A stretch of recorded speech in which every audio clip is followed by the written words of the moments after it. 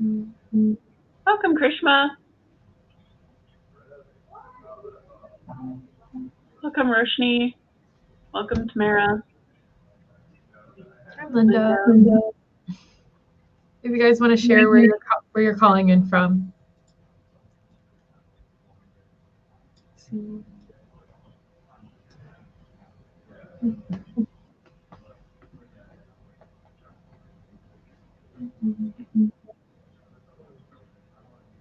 Oh, Minnesota. Ooh.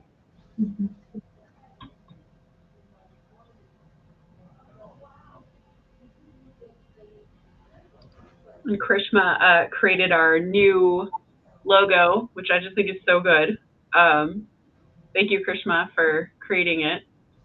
Looks awesome.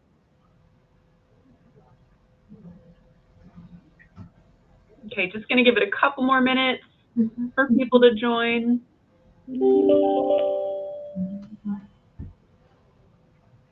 Welcome to our session. If you could just put in the chat where you're dialing in from.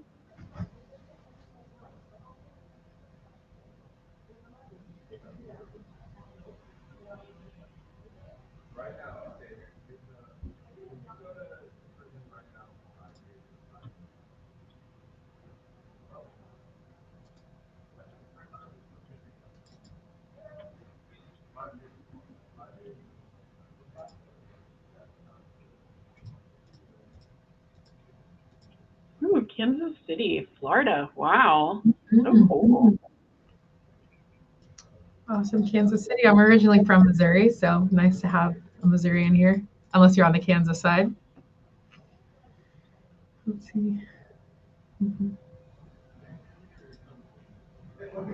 Just going to give it a couple minutes for people to join.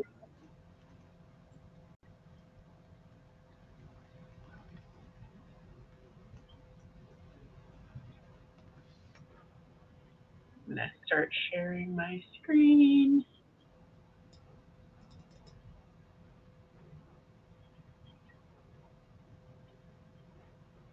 All right. So welcome to the Data Plus Women U.S. Northeast.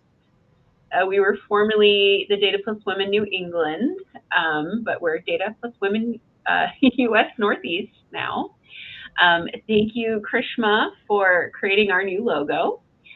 So basically what we wanted to do in this session is we wanted to go over, and I should say, lead our leadership team. We have a new leader, Ria Mehta. Karishma and Krishma are my other co-leads for the Data Plus Women U.S. Northeast. And the recording will be shared in the DataFam YouTube channel as well as my YouTube channel, Tech Tips Girl. And we have some advisory, Preeti and Maduri and Noel. So basically what we wanted to do in this session is we wanted to give Tableau developers tips and tricks and kind of go through a couple of things of best practices for visual analytics. I have Kate Crawford on the line. She's my co-presenter for the session. This is actually a redo session that we did. Was it April 1st for JP Morgan Chase? So wanted to share it with you all out there. So I'm Dawn Harrington. I'm a lead software engineer, and like that, I have a blog site, techtipsgirl.com. I'm also a Tableau visionary as of this year and a Tableau social ambassador. So Kate, I'll let you introduce yourself. Hello, everyone. My name is Kate Crawford. I'm a Tableau and Alteryx consultant here at the Information Lab based in New York. You all may be familiar, probably if you've looked for Tableau help or you've come across the data school. So I'm currently in that program and done their training, and now I'm working alongside Dawn, helping JPMC's Tableau support group. So I'm excited to share some tips that we've shared with our team as well.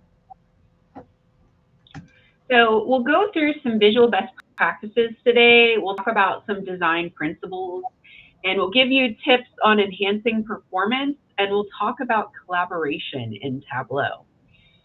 So going into best practices for visual analysis. You may have seen something like this for the software development lifecycle where you have planning, defining, designing, that whole thing. Um, so the first part of your best practice is to gather requirements. And I would like to say, please ask the kitchen sink of questions. I have referred to ChatGPT to just say, hey, what are the requirement questions that a developer should ask? And ChatGPT surprised me with all of the questions that you should ask. Because you never want to get to, that endpoint where you're meeting, you've already created the dashboard, you're meeting your clients, and there's no responses. You're getting like crickets in the background, like they're not asking you, they're not engaged. So chances are you might have missed a question in the very beginning of the process. So um, the second part I would say is know your data. And there's some tips that you could do is I would say, like what I do is I kind of, if it's a data source I'm not used to, is I'll try to pivot it and kind of like explore the data using Tableau desktop and just to try to get to know those kinds of things. Um, Wireframing is also a good thing to do. This isn't something I did when I first started being a developer. And wireframing is essentially planning out the dashboard before you even start Tableau development. And we're going to go over like some examples of wireframing too here. And you can attach an example wireframe like to your requirements documentation and kind of use it as a contract, like we agreed upon this, and then attach it to those documents. Because in wireframing, you could also do chart selection. You could talk about the charts that you're going to do and what charts are good for what analysis. Like, where can you go to find out that information? We'll talk about that. Then you have performance testing. Test what you put out there. Test your charts. Like, are they working as they expected? Is anything slow? And then, deploying it from, your environment. So there's a help link on this page. Kate, do you want to add anything for this slide? This is where I would just harp in on knowing your data. We'll talk in detail about a lot of these topics, but you could probably spend an entire session on knowing your data, but I'll just highlight that as well. Okay. So first part is we're going to get into design principles. So Tableau has a really good article out there in help.tableau.com. It talks about why visual analytics. So we as human beings are we process data faster with visualizations than looking at a table of data. So pre-attentive attributes are what allow us to visually process information. So if you look at this chart taken from that Tableau article, there's 10 pre-attentive attributes that you can kind of call out and bring your user's attention to a specific chart, that kind of thing. So we can draw our user's eyes with length. You can see that bar is like longer than the other 5 bars. Color hue is one that is used a lot. Your eye is drawn immediately to that red dot in color hue. So you can use color effectively to draw attention to specific parts of a dashboard. Color intensity is also one. So these are all, size, shape, orientation, all of these can be in your developer toolbox to kind of help users and guide them around a dashboard. Kate, do you have anything to add about pre-attentive attributes? Not here, but I think on the next slide, we'll talk more in depth. Mm-hmm. So I found this online with Mr. Vautier's. He does some training. He is a coach with Tableau, and I kind of recreated it in Excel. So there's different kinds of dashboards. One size does not fit all, or one dashboard isn't better than another. It's all about what your clients need.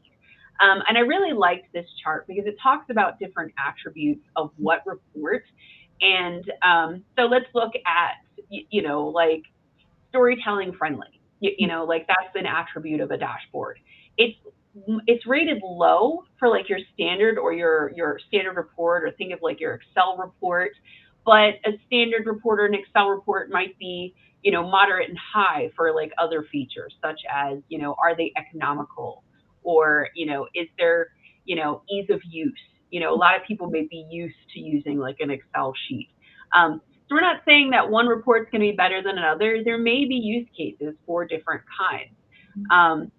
So just wanting to go over the different types of reports. Like, do you need a exploratory dashboard where you're guiding your user from the top and using top-down design, like from the top part down to another part? You need multiple dashboards in one workbook. Like maybe a best practice for your users is to have one dashboard that has a high-level overview, like lots of KPIs, but then you guide them to a secondary dashboard that gets more granular with the data, that has more of a table view, so that they can, drill down and filter. So what type of report do you need? There's this kind of chart. So go ahead, Kate.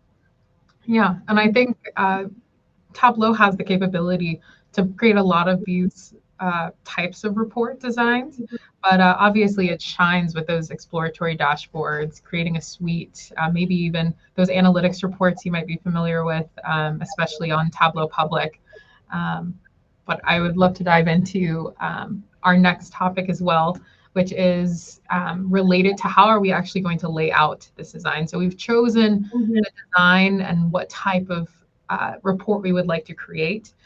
Tableau has actually done some research on how the human eye receives and processes the information that is laid out on a dashboard.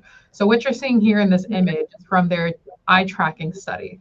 So if you notice at the very top, we have a lot of KPIs, so big aggregated numbers, which the eye is drawn to first. So we're not seeing a lot of tables in this view, and instead we have also the use of color. So having a really meaningful color usage, you may see some of those red dots peeking through and those blue and green hues as well. And then in addition to that, we have chart titles. So if you dug deeper into this dashboard layout, and there's a link for the eye tracking study if you wanted to check out the full view that they created, you'll notice that they have chart titles as well as subtitles. Subtitles are a great way to help guide your viewer through the data story that you've laid out on the dashboard. And finally, there is white space that is added. It's a very small but impactful decision that you can have, is to widen and the space in between your charts and the different sections of your dashboard with a bit of padding. That again helps with that guiding through the dashboard. And I see, Sunita, you said you can't see the entire dashboard. This image is more just for you to see how the eye is capturing within the first few seconds of viewing the dashboard. So just to exemplify that, the way that you lay out your dashboard, the first contact that your user will have. But if you're interested in seeing the full dashboard that they used in the study, again, it's in that link at the bottom of the page, or if you just search eye tracking study Tableau, you should be able to find it pretty easily. And with this knowledge of how the human eye is processing this information, we can really dive into how we can plan to deliver this information in the most optimal way. And the way that we plan is with wireframing. So with wireframing, we have a few steps that we can take to really implement the best dashboard layout. And it starts first with gathering inspiration. We interact with dashboards all the time. So you may want to pull from what's already working in the real world into your own creation. And then after that, you can move on to thinking not just about the broader reception and layouts of dashboards, but you can think about the specific use case for your users. And the way we do that is with a user story, which I'll talk about in an example that I'll have in a moment. But user stories are essentially taking those requirements that we gathered at the beginning of the development process and then really defining how this dashboard will meet those requirements. After that, we can start deciding which charts are best to tell the story that we've now created. And we can choose that based on obviously our ability to develop, but also on having communications with our users about what's the best method for them to gain insights as well. And then finally, once we have those charts selected, we can lay out those charts. And this is where the wireframing becomes very important, because you're able to see what kind of fits, where, how can I have a left to right story that's being told, or do I want a top-down story? All of these things can kind of be configured in a very flexible way when we're wireframing, rather than having to build multiple iterations. And then finally, if you are looking to do a little bit more of an advanced build, maybe you're building that exploratory dashboard, we can start adding annotations and interactivity at the planning stage on the wireframe. So you can start planning out and figuring out, okay, this chart interacts with this chart here, and my control panel is going to be impacted by, is going to impact these certain sections of my chart. So you can start designing and figuring out how interactivity will work for you. And I think Dawn has an example of a wireframe that she's built before. So this is a very simple one that I use PowerPoint. You know, everybody might have access to a PowerPoint, and I just use text boxes to kind of put them in. And the beauty of using PowerPoint is that you can put text right in there, but you can go and use other tools. You know, like some people use Figma. I know there's a couple of other, you know, examples out there. Kate, I'll let you talk about this one that you use. Yeah, similar, just as Dawn had said, she used PowerPoint. Here, I have an example of using Excalidraw, a beloved program for planning and wireframing, just because it has some of those key features. Obviously, you could wireframe with just a pen and paper or a whiteboard. I've done that plenty of times. But sometimes when you're collaborating with people, so you're working on a team, and we'll talk about collaboration soon. But when you're collaborating with people, you really want to have a central space. So here I was working with a team. We define that user story that you see in that purple box. And when I think of a user story, I often kind of use a certain layout for that, or a template where I say, as a type of user, I want to do something that I can then gain some insight. So that's what that piece of text is. And then all of my collaborators, we actually started building the charts in Tableau, and then just shared images. So a program like Excalidraw or Figma, you could easily upload images and share them with the people you're working with. And then those lines, they look quite chaotic, but this is what I had talked about in that step 5 of wireframing. Those are annotations for our interactivity plans. So each color has a certain type of interaction. I think the orange was filters and the red was set actions or something like that. And we also annotated them so you know exactly what it's doing. So yeah, that's kind of an explanation. So you don't just build this all at once, but it's something that's gradual that you all plan out together. Yeah, I love that you use this to kind of collaborate with others, because sometimes, you know, like that's what you miss with, you know, planning things. It's like, do you have the collaboration with your clients, or do you have the collaboration with other developers? So all great points. So the next part we want to talk about is performance. So have you created a dashboard that is super slow? Like, it looks great, you know, but when you see it on the server, it doesn't function as well as it did in desktop. So what are some tips and tricks for performance? Yeah, as you said, Dawn, that first step that you realize that you need to address performance is often that question, like, why is this dashboard so slow? And Tableau, again, has done a lot of research and shared that research, particularly in a white paper called Designing Efficient Workbooks. It's definitely worth the read. And in that, it's broken down in essentially 3 sections, and in an order of where you'll see the most impact on optimizing your performance. So starting with that question, is the workbook slower? And you can determine, is it slower on server or on desktop? So especially if you're an enterprise user, you can start thinking about, okay, how is my data connection being established? How is it being effectively rendered? And so you may consider, do I want a live or an extract? And if I use that extract, what type of schedule am I going to use? Am I going to use a full refresh or an incremental refresh? So these are all questions that are broken down and defined in detail in the Designing Efficient Workbooks white paper. And then they move on and they say to now scope down and look at the actual workbook. So maybe you've figured out your data connection and you still want to see some more performance improvements. And so that's where you can step in and optimize your workbook. And we'll talk about this shortly, but running a performance analysis is the best way to find the slowest views. And there's a couple different ways that you can do this. And then finally, you'll step down one more time and can look even more at a granular level and say, okay, I've looked at the data connection, I've looked at the workbook. How about let's take a look at some of these calculations. And if you're familiar with programming languages like SQL or something else where you kind of have an understanding of data structures and algorithms, then you know there are certain functions that are more performant than others. And I think Dawn has some great tips in relation to data structures soon. But just so you know, it kind of goes from the server and data connections to workbooks down to calculations in terms of where can I see the largest impact when it comes to performance improvements. Thank you, Kate. So I broke out performance tips in 3 different areas. The first one is data connections. So the first one, like I would say, sometimes you might have excess columns in a data source because you're thinking, I don't have it for this visualization, but I might use it someday in the future. So remove those columns. If you're not using them now, just remove them. Even if you think you might use them someday. You're going to enhance performance with your data by just getting rid of those columns that you don't need. Another tip I would say is use extracts, not live data sources.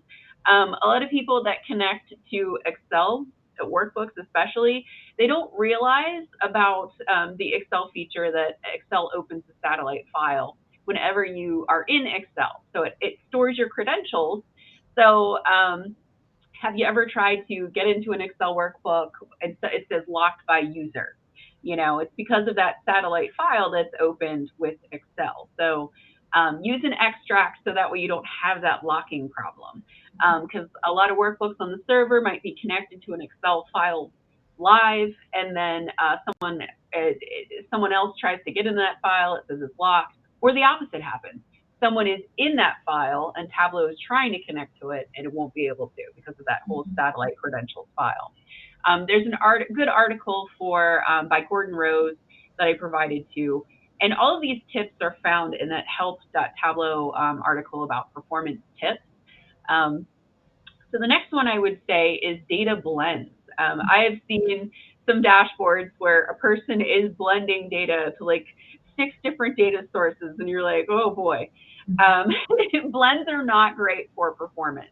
A lot of us might take it out of Tableau because you're adding all of these ETL functions behind the visualization layer. So so I want to say it's like extract, transform, and load. Some of us use, either Tableau Prep or like Alteryx to clean our data because data is never clean. Do all our things that we need to clean up data. Get rid of nulls, add zeros instead. Those kinds of things. So the more columns and relationships, the longer it's going to take to render if you have data blends. So just keep that in mind for performance with data connections. Last is table joins. Will the join explode the row or column count? Be mindful when you're joining multiple tables. Some people don't have, like a join column, like a primary join, and they'll do like a full outer join, and that creates what's called a Cartesian join, when you're adding everything to everything. So, you got 5 rows with 5 rows, it's 5 times 5 for all of the possible combinations that you could possibly have. So be mindful with table joins. Do you have anything to add about data connections with performance tips, Kate? I think you covered a lot of them. I think my rule for data blends, though, is I only use 2 sources. One, and then I connect another. That's my limit often. Two, not 4 or 5 or 6. Maybe 3, maybe. And if it's a third, it's a very small data set. Exactly. Yeah. The next performance tip section is calculated fields. So you may not be aware of this, but numeric formulas process faster than string formulas. And I put the order here. I try to think of mnemonic, but it didn't work. So it goes Boolean is fastest, then integer, then float, then date time, then string. So that's kind of how they process in the order of like which is the fastest, which is not so fast. So keep that in mind when you're doing calculated fields. Um, are you using an average formula? Well, there's a way to use min or max functions that can produce the same result, and they'll reduce processing speed. So that's something else to kind of think of, because average is scanning and giving you an average with a table. Level of detail expressions, they can be the more granular a level of detail expression is, if you're versed in level of detail expressions, fixed, before that semicolon, do you have like 3 different things that you're going, using depending on your fixed, include, or exclude expression. So they can take up processing time. So that's the tip for calculated fields. Anything to add, Kate? With those LODs, when I first started training for Tableau, I would often be told anything that's an LOD can probably be a table calc. And if you've been using Tableau for a while, you know that LODs were a new feature, not so new anymore. But if you can figure out in a table calc, it might be more performant that way. Yep, I agree. The last performance tip I would say, other methods, is delete unused worksheets and data sources. You aren't using it, it's taking up space on the server. Think about that. Use fixed dashboard sizes. I see some beginner users use auto size because they might have clients that have small monitors and they might have a client that have very large monitors. So it's going to try to adjust. So it'll cause the dashboard to be less efficient. Use a fixed dashboard size, and test your browser capabilities. So use it on Edge, use it on Chrome, and delete unused layouts such as the phone view. I think some people always forget to do this, and I know I've forgotten to do it when I'm publishing Tableau public dashboards, and I'm looking at my dashboard later on my phone, and I'm like, whoops, I forgot to delete that phone layout because I'm not using it. So they also take up space. So all of these things take up space on the server. Yeah. Anything to add, Kate? No, I think we can start talking about ways that we can, or methods and tools that Tableau has created for us to optimize workbooks. So some of these tips are actually available to you from within Tableau Desktop while you're developing. If you may be familiar with the Workbook Optimizer, upon publishing, you often have that little bottom section that says, View Optimizer. But you can also access it from going to the server tab and just running the optimizer there. And that image you see, there's like 3 sections. The red is kind of like those high alerts to take action. These are often scenarios, say you're connected to you have a live connection to a database. And maybe it's a very large table that you're connecting to. It may recommend that you extract it so that it can improve performance that way. You have that yellow warning. It just needs a bit of review. So these recommendations are often dealing with calculations. So you might see that LOD tip that Dawn shared might pop up here as, evaluate that, or there's some conditional logic with a lot of nested statements. So that might be alerted in that section. But you also can feel really good about your development practice if you've got a lot of good, all passed and ready to go green check marks there. And you can even use that drop down and just see, what have I done right? What am I doing well with this workbook? So that's always a good feeling I like to have when I'm publishing and use the optimizer.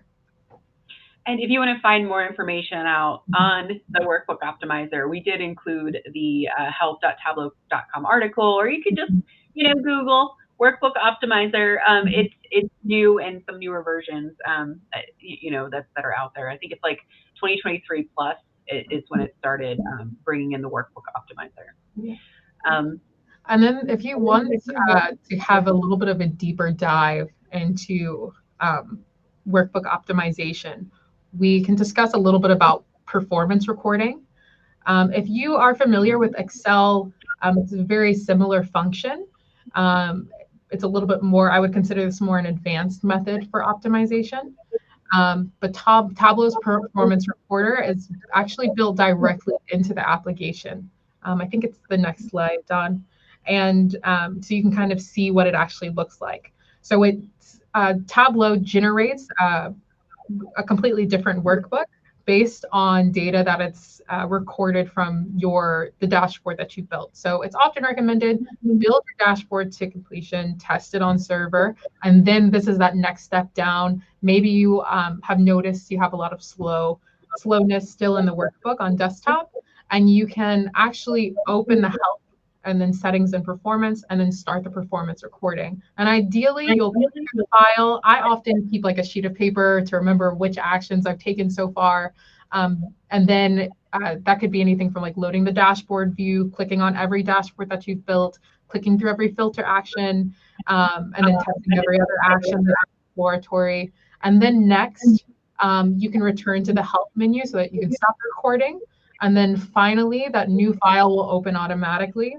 And you'll notice here, it's pretty granular. So that designing efficient workbooks has a much more detail on how you can read these performance recording workbooks. But you'll notice like the top one is that geocoding. I know, Dawn, you have a good tip about when you're using spatial data. Oh, just that, if you're using a map, you always want to ask yourself, does it help the analysis? Because geocoding is geospatial, columns are larger in file size, and if they're not helping, it takes that rendering up that's on the server. So if it doesn't help the analysis, don't use it. That's my tip. Any maps that you use, they will take up a little bit of rendering. So just ask yourself that question. Yeah, thanks, Dawn. And then next, beyond optimization, we can start thinking about how we collaborate. It's all about sharing, and I think this is one of my favorite things to talk about. At the Information Lab, we do a lot of client projects and we do a lot of collaboration. And some of the most important things that we've done is decide on how can we collaborate in Tableau. It's not like another, maybe like Google Suite, where you have live collaboration tools. So we really have to design our workflows around Tableau's resources. And the first thing that we do is that we share those resources. And exactly that, I often say that it's best just to extract your data. So you'll extract your data so that you can then connect your workbooks. Because in this scenario, and I'll talk about this in a moment, you'll have multiple people working in multiple workbooks, and all of them need to be connecting to the same data source. So there is no confusion about calculations or the data model. And that's kind of my next tip, is that we want to actually build your data model in your data source. So maybe you all start off with a call together and you open up Tableau Desktop, and next you want to create some calculations and then build the data model out as you see in that image, because you can actually save the data model and the calculations all within one data source, published data source. So some people don't know that, but if you build everything in desktop, you can publish it together and you won't have any confusions there. Let's see. And then after you kind of figure out your resource sharing, you can move on to starting to think about your design and how we'll share our designs. Okay. Yeah. Okay. Great. Sorry about that. But so when you're sharing your designs, there's a couple different ways that we can do this now. If you click next, I think the first thing is to choose your fonts and colors. So on the right, I actually have the way that I started sharing my fonts and colors with my team. And it was through a grid. I would define all of the color use cases. And I actually linked the article for dashboard templates for teams that I had wrote a few months back. And but at Tableau conference, you all might have seen that custom themes was recently released in Tableau Desktop 2025. So you might want to update, because you can actually export and import your custom theme. So I've linked on the presentation as well to the actual presentation from TC25. But I think it's a great feature, and it gives you the ability to maybe designate one person. So you guys have built the data model. Now you can figure out your design template and then have that person export their theme, and you can all import and have a pretty smooth transition. And if you're on an older version of desktop, if you click next, you'll see that I've said that you need to build or like share your sample template. So this may even apply. Maybe you still use the custom themes, but you actually build and share a template that I've defined in that article that I linked below. And then if you click next again, you'll notice that a big piece of being able to create an actual template, maybe with an entire layout. So you've given that person, you know, 4 chart spaces and a control panel, and then you allow them actual sheet swaps. So you make a mock sheet, maybe with a Superstore data set that everyone has on their desktop application, and then they can swap the sheets in and out when they start to build their own analysis. And if you click next, we'll talk about the last piece of sharing in this collaboration space, and that is to designate tasks. So there are some responsibilities in Tableau that really should be done just by one person on your team. But we kind of collaborate first on creating a combined workbook.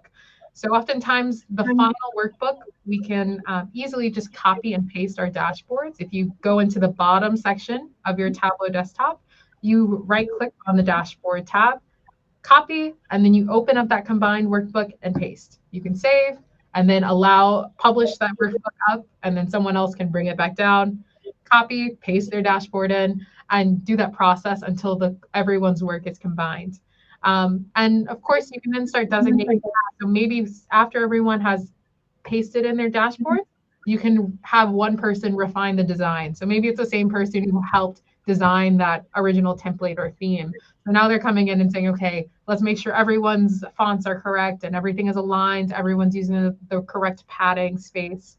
And then after that, you may appoint someone to do the actual publishing of the combined workbook to server or cloud, whichever version you're publishing to. And then after that, you'll have someone else who says, okay, well, those published data sources that we were sharing before, they need to be put on a refresh schedule. They can make sure that the connection is working properly, and they can run a few tests to make sure that the data can stay fresh.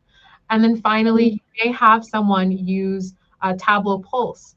Now with Tableau Pulse metrics, again, this is a full session that you could spend on this, but oftentimes you create one metric first and then other people can build off of that metric. So sometimes it's easier just to designate an individual person or multiple people to focus on a single metric. So these are some tasks that we can share. But I think while you're in that process of development, you may be thinking, okay, so where am I supposed to store? Do I want to store it in the same location as the rest of the project where we'll be pushing the combined workbook? And you actually don't have to, because on Tableau Cloud, you have the option to use a personal space. You'll notice personal space is that little head. It's like a profile image on the left side. And you can click there and see all of the workbooks published here. So upon publishing in Tableau Desktop, it's actually the very first folder option that you'll see there. So you can publish up here and ask your administrator to turn it on if you don't see it, or increase your space if you need a lot more space for your personal space. Let's see how many times I can say space here, but it's a great place for your just to save your progress before you start sharing with the rest of your team and before that combined workbooks phase. So yeah, I think the last part, I think I'll let Dawn more about. So what makes you a better developer? So what I would recommend is follow developers or, ambassadors out there. So in Tableau Public, you can follow people. And I would encourage everyone to create a Tableau Public profile if you haven't, because you can favorite things. Tableau Public has lots of dashboards created by lots of people. And, maybe you'll come across one that's like really cool and it's something that you might want to download if you can and figure out how to recreate it. Or, maybe it's something you want to mock your own internal dashboard after. So I would say do that step first. Join a Tableau user group session like you all have done today. There are lots of external Tableau user groups in different industries, in product belonging. Lots of, you can click the different tabs in, if you just Google Tableau user groups. and they have them all the time. So you don't know what you can learn from one of these sessions. And it's a great place to network with other users like you. Um, the last thing that I would say to do is participate in a community challenge. This is what I've done. I've participated with a Makeover Monday. Makeover Monday is when they find a chart that maybe Google or like some news article has posted, and they want to make it better. So they give it a makeover in Tableau. They try to recreate the original and then make it over. What would be a better chart for that chart that was posted in that article? Um, Workout Wednesday is also great to join because they give you a challenge, and you always learn something new. Like you learn a way of like building something new in Tableau. Like, can you have a table that expands and collapses? And then there's Back to Viz Basics, which I'm not too familiar with. I'll let you talk about Back to Viz Basics. Yeah, when I first started in Tableau, this is where I started. So it really helps you understand the foundation of Tableau and how Tableau works. Because every week I think it starts with a line or a bar chart, and you can build up all the way through, dual axes charts and Sankey's. So it's a great way for you to get weekly practice, and you not only learn how the chart is structured in Tableau, but it also has a lot of good real world examples. So like, when is this chart actually best used? So help you with that chart selection process that we talked about at the very beginning. And it's also just a good refresher. Maybe you're already kind of very familiar. You've been building dashboards for a few years in Tableau. It's a great way to kind of keep your skills really fresh. So. Yeah. So thank you so much for joining us today. We will hang tight if anybody has any questions. I'm going to start bringing you all in. If you want to join us, and if you have any questions for us about any of the presentation that we had today. So I will open it up if there's any questions in the chat room or anything like that. Thank you for joining us today.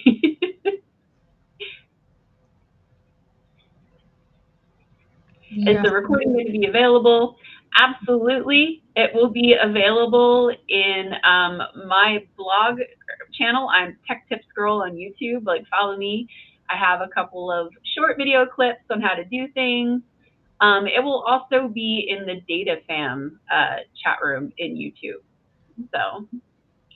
It looks like Sunita, you have a question about Tableau features. Ask away.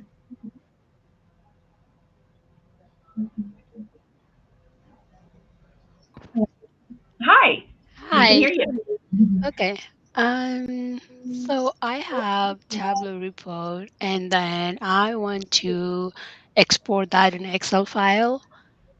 Is there any way that I can have that file with title? Whenever I export that in Excel file, the title will not come. So if you have any like suggestion, like how do I do it? Like any ideas on that? And you're asking, can I ask again, you said the Excel file, the title? Can I ask Yeah, when I export a worksheet on my Excel, like cross tab and then do an Excel, like want that Oh, data, then my title won't appear there. Like I missed the title of that report. yeah. So the way that that's controlled is actually what you name the sheet. So when you export and use that cross tab download Hmm. button, you're actually downloading the sheet name.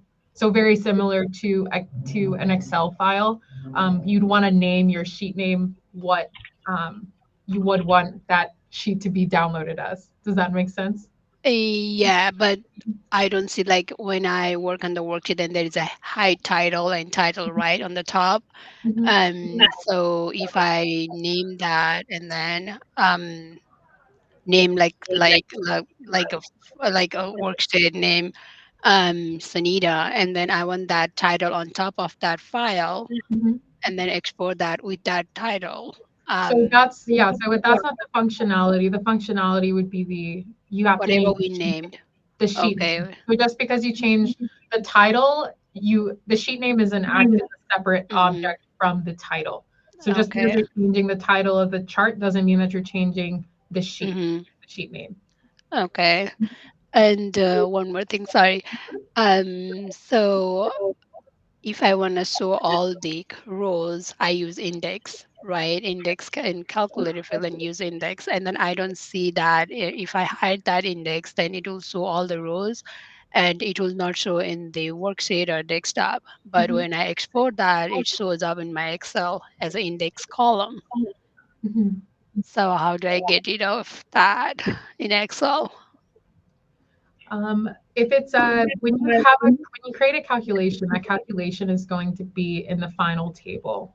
So for it not to be seen, you could potentially use an LOD calculation. Okay. LODs aren't stored. They're an aggregation and a single value. So maybe using an LOD that way, but there's a few caveats there with which function you use inside an LOD. But I would say maybe try an LOD. Okay. Yeah. So it will show all the rows, right? Like if you have like one row, you have some sub, then even I want to see, let's say in one column, Sunita, and then the second column, I have 5, 6 categories, and I want to see Sunita on all the rows. I use index, but if I do LOD functions, then it will work that way. It would depend on how you configure it. Yeah, I think maybe I'll be able to find an article on this to share. So yeah, Tableau isn't a great tool for, like, you know what I mean, like a file extraction. You know what I mean, like a file repository is the word I'm looking for. Tableau is meant more for like visual analytics because like it takes you longer to like look at Excel file with all of these rows, repivot it for this summary, repivot for that summary, repivot for this. But we realize there's clients that just want a data dump. So like I might have clients where I just spew them out an Excel file from Alteryx and just email it to them. You know what I mean? Because like they're used to the raw data. It's all about, you know, like I would say control and change. You know what I mean? Like some people want to have that raw data and like, because it's what they're used to. But, you know, like there's a whole study on like, you know, visual analytics. Well, you can't look at Excel data and see how it's trending over time. Like a line chart is going to show you that data. So there is specific use cases for like certain kinds of things. So I would ask your clients, how are they using the data? Like you need the Excel dump, but what questions are you answering? Like, is there something that we can get you that answer quicker than you having to repivot that data and narrow it down and like do all those things? So that's what I would do. I would take it as an opportunity to like ask your clients like, hey, what are you doing? What are you doing with this data that you're exporting, like, you know, every single time? Like, is there an enhancement that I could add to this that you could maybe just export this as a PDF or a PowerPoint for, you know, to answer your questions so you could have it in a meeting or something like that. So that's what I would do. Okay. And I linked an article for sorting fields, and there's so many. If you search data school and then sort in Tableau, you'll be able to find even more. But I really like Lay's instructions there, so you can kind of see how sorting can be done if it's a little bit more custom. Okay, thank you. All right. Any other questions? I provided some links there. The Team Data Fam. It's not just our like recording. It's all of the Tableau user groups. So you know, if you missed a you know session with like Andy Cotgreave or something from like the Tableau Analytics Hub or something like that, it's going to be in that Data Fam channel. So a lot of different links there. Any other questions that you might have for us? Elaine? Hi. Hello. Hi, Kate. Hi, Dawn. I'm Elaine. This is my first time joining a Tableau user group sync. This was very helpful, but I do have a few questions more along with the collaboration piece. So I think you guys in your presentation talked about, you know, removing unused data source. For context, I support a team that really focuses on like self-service. So pretty much my role is to make data and dashboards shareable to them. But basically, what I'm finding is that my stakeholders, sometimes there are data sets that they will want to just build visuals from, but they're not accessing them quite frequently. I'm wondering if you guys have any like recommendations around how I can categorize it so I can like free up like space and performance on Tableau server, and maybe like a system where I can kind of organize the data and still make it usable to the team, but like these are data sources that they might just access on an ad hoc basis, and I want to make sure it's there for them when they need it. Yeah, that's a great question. And I'm going to follow up with a question. Those data sets or these self-service analysts, are they building from a single data source? And when they build from these data sources, is it from the same table that they're making these requests, or are these requests coming from multiple different tables? So they're kind of, it's not as central, it can't be centralized in a single table. Typically, they're coming from one singular table, but I do have a couple of blends, which makes it like tougher for somebody without Tableau experience to go in and query from. But typically, when I do most of the pipelining, I make it available on one singular table, which then gets pushed up to Tableau server, and then they'll just go in and query for what they need. It's just that some of the data sources they're not accessing frequently, so I'll get notifications saying that, hey, the extract refresh will not refresh, but I'm trying to balance between, if they really need it at a later point on for an ad hoc analysis, how do I make sure they have what they need? What I would recommend is that maybe the best structure we can model after how Tableau does it. So if anyone's familiar with Tableau Cloud, they have the Admin Insights folder, and it's available to all users. So in this case, it would be your project available to all your users. And the way that they structure it is they have very large tables. So rather than creating all of the workbooks for the end user, what they've done is they have kind of like a starter workbook. So maybe you consider reformatting your project so that it uploads all of the tables that are most commonly recommended, and then you can take in requests to bring in larger tables. And then you can create starter workbooks for that do have example blends. So even just today, I had someone ask about Admin Insights, and I was able to very quickly walk them through, this is how these two tables join. This is the ID that they connect on, so that you're able to also have that ability to show people, okay, this is feasible, or this is performant, and this is not. So again, that project would look like a lot of large tables stored and on extract schedules. You create starter workbooks, and then you allow those individuals either to create views from those starter workbooks or create their own workbooks, and tell them to hide columns and create a different model. Or of course, you could go in and create another starter workbook where you've hidden the columns based on what they need.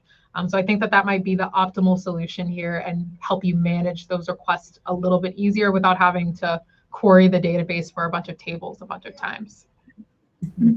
Okay, that makes sense. Thank you. Yeah. I see Tamara asked a question and asking, in your experience, can any LOD calc be done as a table calc, or are there instances that do not work? That's a very good question.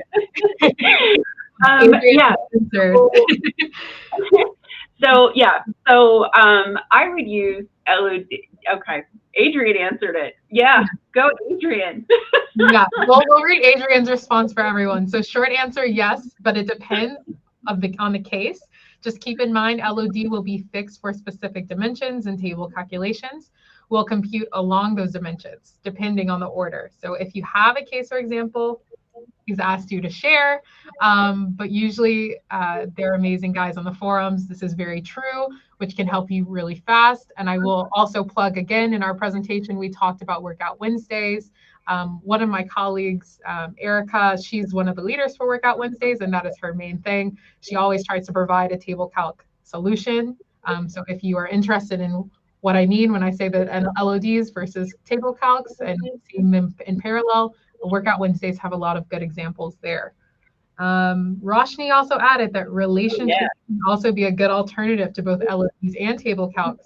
Pushing the data processing to the database and the data source is a lot more efficient than having Tableau do it within its own network.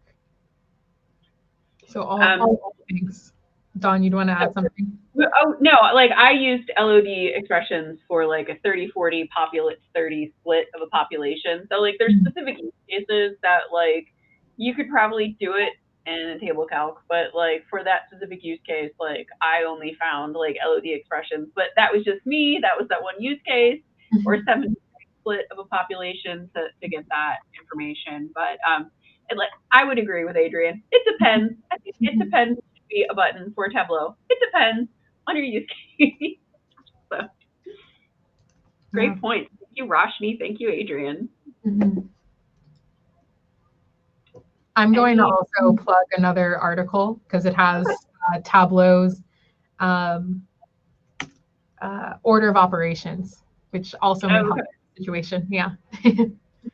Yeah, we've all run into an order of operations issue at some point where you're like, why isn't it giving me the number? Like, I know the number is like, so always refer back to the order of operations and like walk that through. Like, okay, wait, I have a context filter here, but you know, so like walk yourself through it.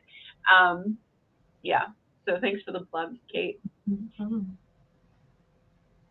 Any other don't start with the idea of using LODs. Yeah, I would say that is true. Thank you, Adrian. Any other questions? All right. Well, thank you everybody for joining and listening to our session on best practices, and look out for that recording in the Data Fam. Thank you so much, and I hope you have a great rest of your day, everybody. Thanks for joining, everyone.